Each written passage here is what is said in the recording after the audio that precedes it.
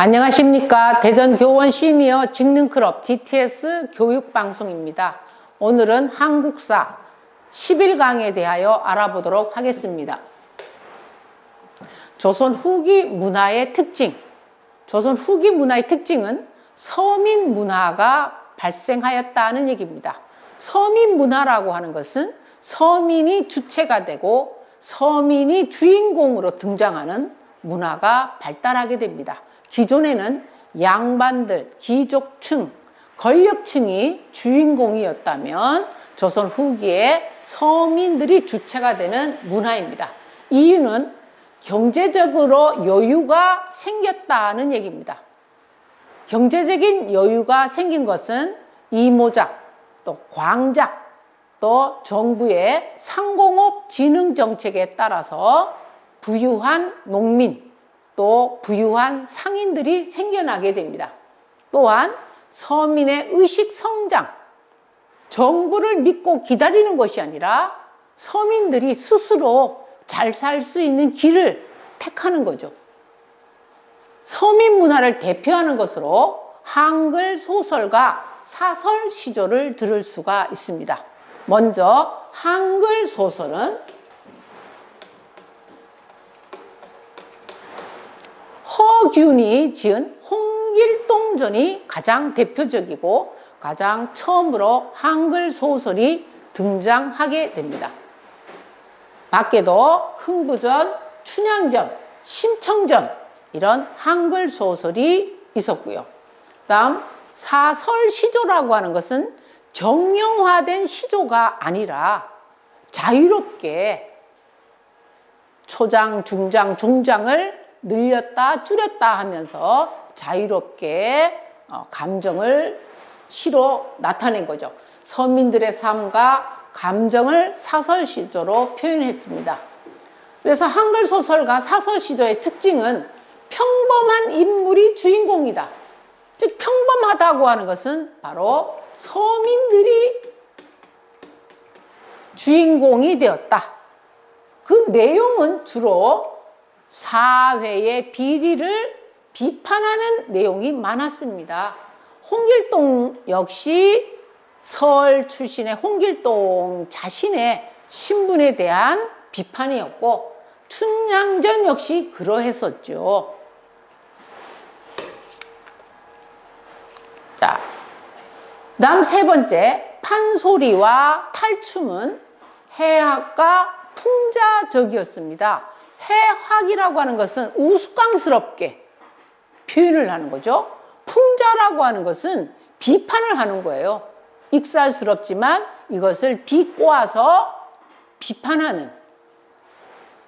다음 예술의 변화를 보면 박지원은 양반전, 허생전, 호질 이런 작품을 통해서 양반의 위선을 풍자했다. 몰락한 양반들이 먹을 것이 없어도 농토에 들어가서 농사를 짓지 않는 거죠. 아무리 밥이 없고 다 떨어진 옷을 입더라도 양반의 체면을 중요시 여겼다라는 내용입니다. 다음으로 진경산수화, 정선이 그 대표적인 인물인데요. 진경산수화라고 하는 것은 내가 직접 가서 보고 본 내용을 그림을 그린 거죠. 그 전에는 가보지 않은 중국의 산수를 그림으로 그렸습니다. 남의 그림을 보거나 또 귀로 들어서 그림을 그렸어요. 이게 아니라 우리나라의 산수를 직접 가서 보고 그리는 진경산수화가 유행을 하였습니다. 정선의 대표적인 작품으로는 금강산을 그린 거죠. 금강전도. 그 다음 인왕산을 그린 인왕제색도 같은 그림입니다. 다음으로는 김홍도, 간결하고 소박한 필지로 서민들을 주인공으로 삼았습니다.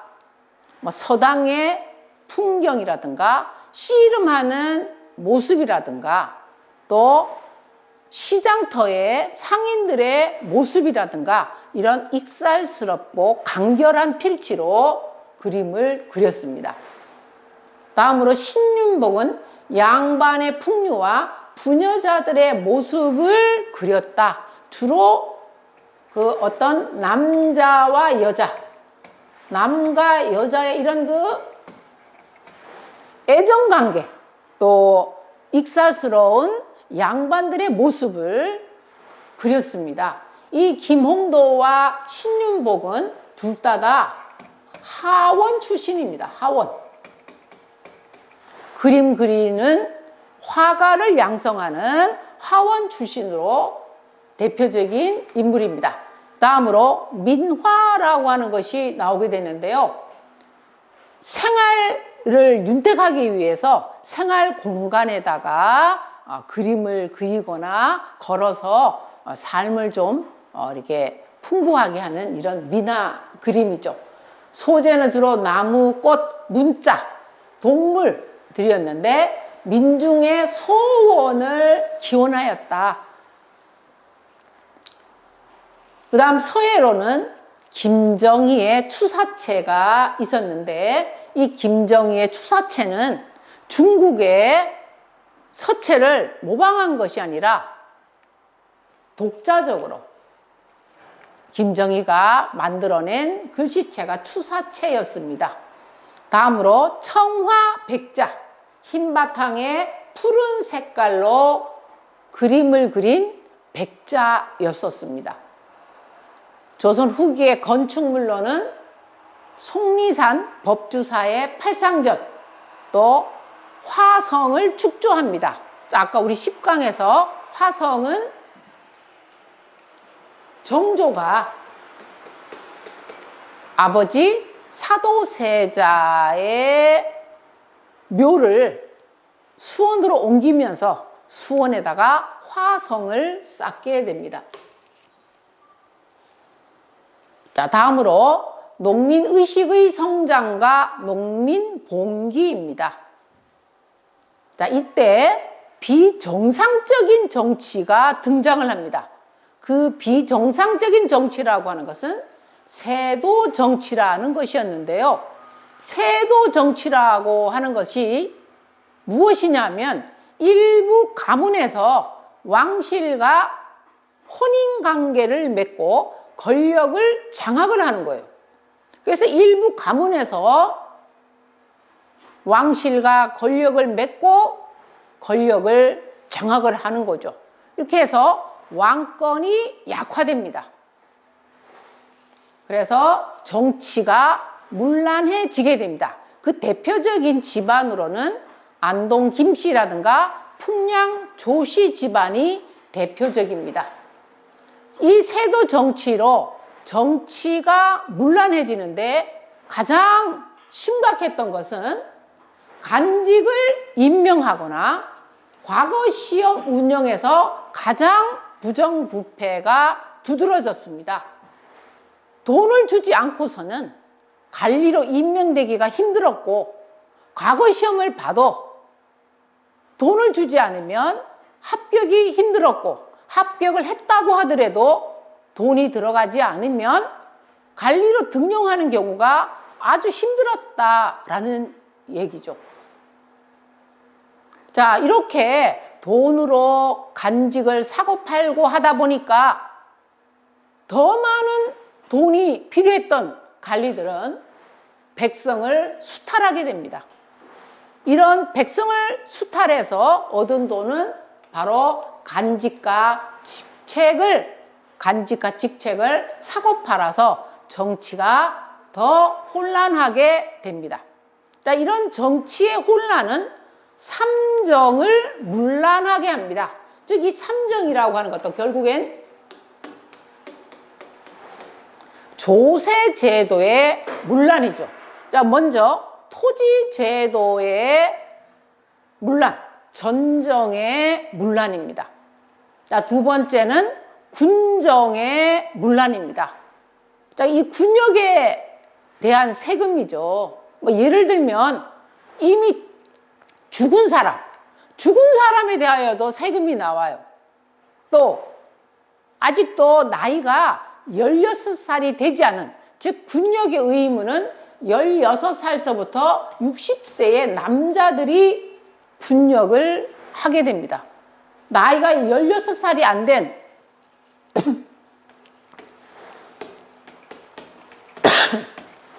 어린아이한테도 세금이 부과가 되었어요. 가장 피해가 심각한 것은 한국이었습니다. 정부에서는 이런 삼정의 문란을 막아보고자 암행어사를 파견했지만 삼정의 문란을 바로 잡을 수가 없었습니다.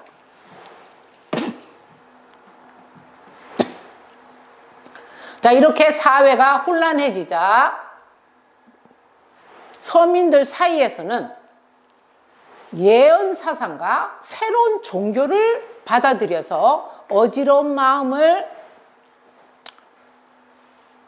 어떻게 좀 위로해보고자 했었습니다.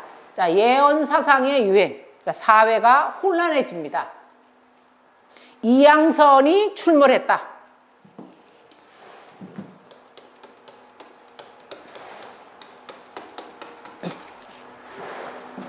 우리나라와 배 모양이 다른 서양 배가 나타났었습니다. 자, 신기한 일이기도 했지만 한편으로는 두려운 마음이 많았죠.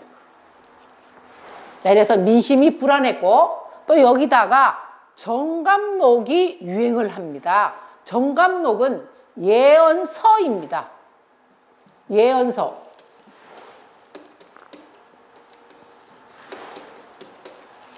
자, 조선을 열은 이씨는 몰락을 하고 정시성을 가진 자가 조선을 열어간다는 예언서.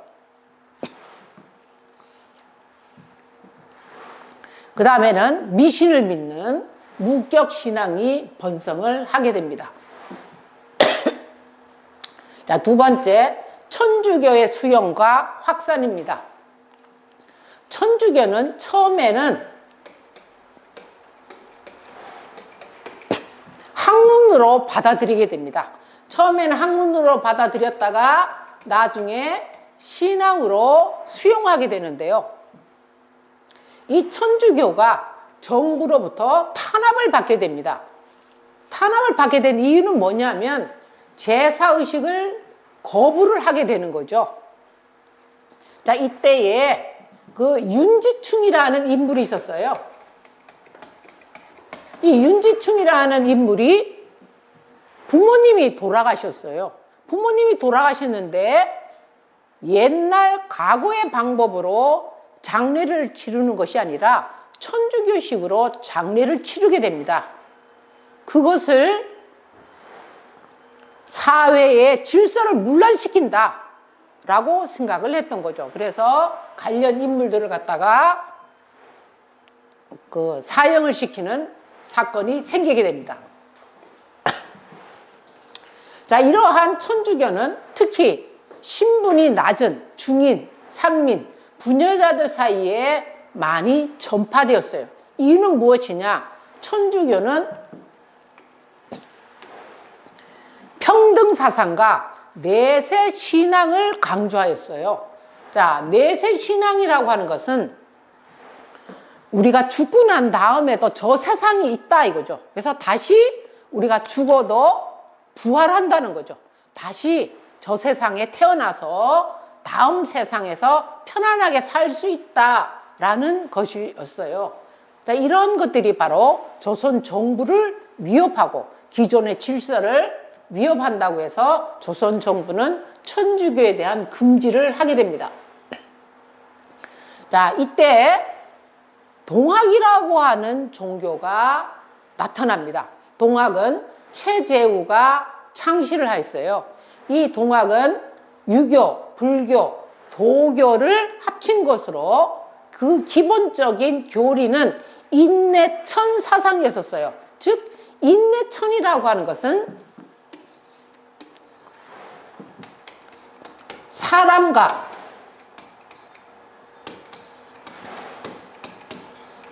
하늘이 같다는 얘기죠. 즉 그 말은 사람을 하늘처럼 귀하게 모시라는 거죠. 사람이 귀하다는 겁니다. 인간을 존중해야 된다고 하는 이런 인내천 사상을 강조하고 평등 사상을 강조하였어요. 근데 이런 그 평등 사상은 앞서 배웠던 천주교에서 주장하는 것과 같다고 볼 수가 있습니다. 이러한 평등 사상은 당시 조선 사회는 평등 사회가 아니고 계급 사회였고 차별 사회였기 때문에 조선 정부에 대한 공격이라고 받아들이게 됩니다. 결국에는 정부에서는 최재우를 처형하게 됩니다. 최재우가 처형되고 난 다음에 2대 교주였던 최시형은 동경대전, 용담유사 이러한 교리설을 편찬하면서 점점 교세를 확장해 가게 됩니다. 자, 이런 상황 속에서 농민들이 봉기를 일으키게 됩니다. 다시 얘기하면 밀란이 된 거죠. 밀란이 발생을 하게 됩니다. 농민의 봉기 원인은 삼정의 문란입니다. 앞서 배웠던 전정, 군정, 황곡이 문란해진 거죠. 역병, 지금으로 얘기하면은 그 전염병인데요. 콜레라 같은 거, 동네 우물을 다 같이 먹는 거죠. 그래서 그 우물이 부패된 이런 그 우물을 먹고 동네 사람들이 전부 다 이제 역병에 콜레라에 걸리는 이런 역병이 발생을 하게 됩니다. 또한 농민이 이탈해 갔다. 부유한 농민들은 괜찮지만 가난한 농민들은 먹고 살 길은 물론이거니와 세금을 낼 돈이 없었어요. 그래서 화전민이 되거나 품팔이 노동력을 파는 거죠. 자, 그것도 안 되는 사람들은 도적의 무리에 가담해서 여기저기를 떠돌아다니게 됩니다. 자, 이렇게 농민들이 갈피를 못 잡고 정부에 대한 반감을 갖다가 표현하게 되는데요. 이들은 벽에다가 글로 정부를 갖다가 비난하는 거죠. 또한 도적이 되어서 정부에 반항을 하게 됩니다. 자, 이러한 밀란, 조선 그 19세기죠. 19세기 초에 농민의 봉기 중에서 가장 먼저 일어난 것은 홍경래난입니다. 홍경래난은 처음으로 대규모적으로 일어나게 되는데요. 원인은 탐관오리 착취와 서북지방 차별대우에 항거하였습니다.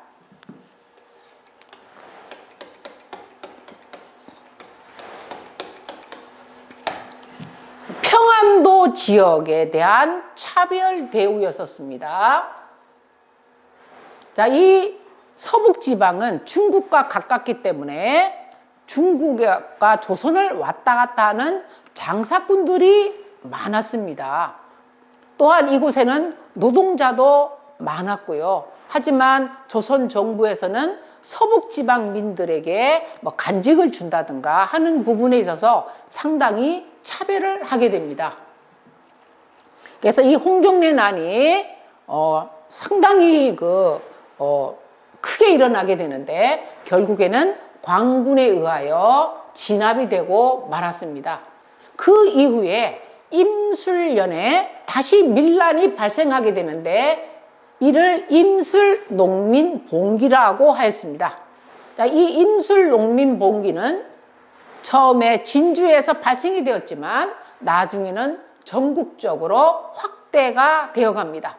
자, 이렇게 홍경래난과 임술농민봉기로 인하여 농민들의 사회의식은 더욱더 높아져 갔습니다. 즉, 이 사회의식이라고 하는 것은 서민들도 양반과 같은 인간이 아니냐, 왜 차별을 하느냐. 또한 정부가 하고 있는 무능한 부패한 정치에 대하여 농민들은 더 이상 참을 수가 없다. 뭔가 우리가 요구하는 세상을 만들어야 되겠다라고 하는 이런 사회의식으로 성장해 가게 되었다는 얘기입니다. 자, 그러면 우리가 문제를 풀어보도록 하겠습니다. 1. 조선 후기 서민 문화가 발달한 이유로 바른 것은 1. 정부 주도로 시조가 유행하였다. 청을 다녀온 학자들의 활동으로 3.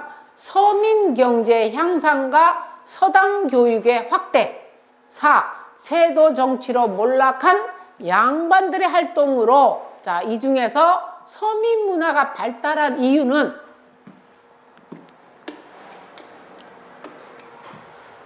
경제의 향상입니다. 서민들의 경제 향상과 서당 교육의 확대. 자, 조선 후기에 와서 농민들의 삶이 좀 나아지자 서당을 많이 다니게 되었어요. 자, 이런 것들이 바로 의식의 성장을 가져오게 되는 거죠. 2번, 서민 문화의 특징으로 바르지 못한 것은 서민들의 감정을 솔직하게 표현하였다. 2. 양반 사회를 비판하고 풍자하는 내용이 많았다. 3. 중인들은 시사를 조직하여 문학 활동을 하였다. 4. 김홍도와 신윤복은 진경산수화를 개척하였다. 틀린 것은 그렇죠?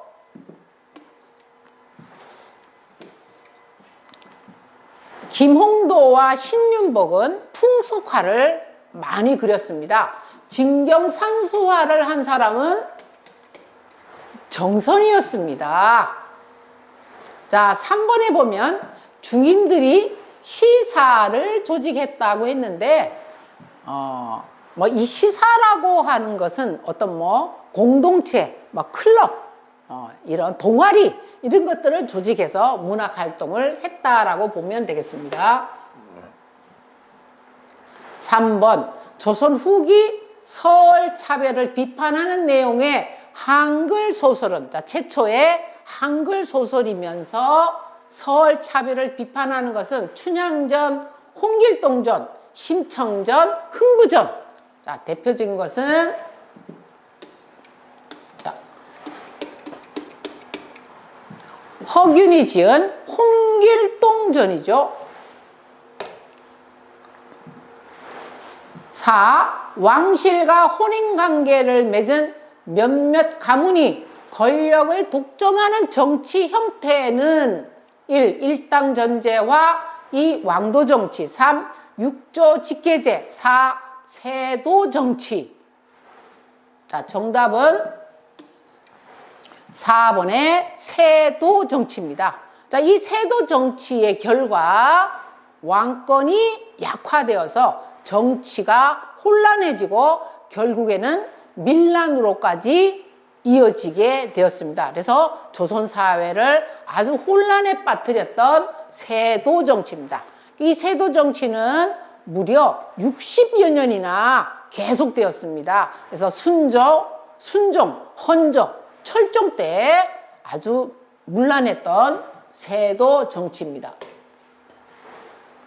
5번 다음 내용이 원인이 되어 나타난 결과로 바른 것은 삼정의 문란이 극심해지고 자연재해와 역병까지 자주 발생하였다. 농민의 저항은 소극적인 형태에서 점차 적극적이고 집단적으로 발전해 갔다. 농민들은 사회 문제를 깨닫고 다양한 형태로 지배층에 저항하였다. 자, 우리가 보니까 자, 조선 후기 정치제도의 문란으로 나타난 결과입니다. 1. 농민과 천민의 저항 2. 선종과 풍수지리설의 유행 3. 홍경래난과 임술농민 봉기 4. 사화와 붕당의 발생입니다. 자, 이것은 19세기 조선 사회의 세도 정치로 사회가 혼란해지면서 여기에 저항하는 밀란을 가리키는 겁니다. 조선 후기에 19세기 일어났던 밀란하면 홍경래난과 임술 농민 봉기입니다. 자, 밀란으로 등장을 하게 되죠. 우리가 이 세도 정치, 아까 우리가 알아봤던 이 세도 정치로 인해 가지고 그 왕권이 약해지면서 삼정이 문란해집니다. 삼정이 문란해지고 결국에는 이런 삼정의 문란은 밀란으로까지 사회를 혼란해서 홍경래난과 임술 농민봉기로 이어지게 되고 사회가 혼란해지게 되었다라고 하는 내용입니다. 자, 이상으로 한국사 11강을 마치겠습니다.